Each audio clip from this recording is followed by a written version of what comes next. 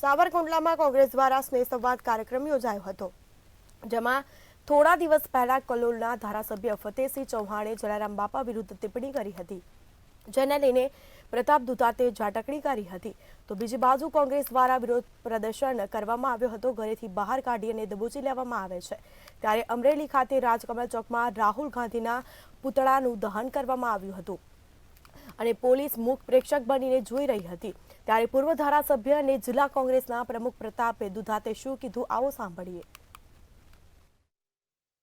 Police ઉપર આક્ષેપ નથી, પોલીસ સાબિત કરી રહી છે કે લોકતંત્રની અંદર, લોકશાહીની અંદર કોઈ પણ સિવિલ કોડ હોય એ નિરપક્ષ હોય.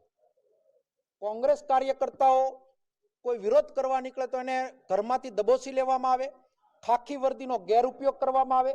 તેની સામે ભારતીય જનતા પાર્ટીના કાર્યકર્તાઓ, એના નેતાઓ છરેછોક નગ્ન નાચ કરી રહ્યા હોય અને પોલીસ મુખ પ્રેક્ષક બનીને જોતી હોય, તો મારી ફરજમાં આવે કે પોલીસને પણ ત્રીજું નેત્ર ખોલીને કહેવાની અમારી ફરજમાં આવે. એના ભાગરૂપે મેં આજે કીધું છે.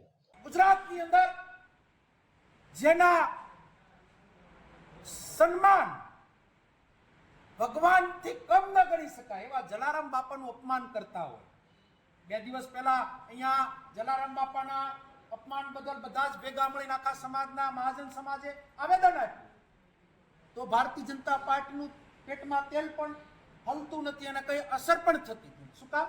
કે એના ધારાસભ્યએ ભગવાન બારામાં મજા આવે એવું નિવેદન કર્યું હોય તો એક પણ ભાજપનો નેતા એમાં ઉચ્ચારણ ન કરતો. કહેવાનો મારો તાત્પર્ય એ પ્રકારનો છે કે આ જિલ્લાની પોલીસ બુટલેગરોના રક્ષણ કરવા માટે અત્યારે કાર્યરત છે.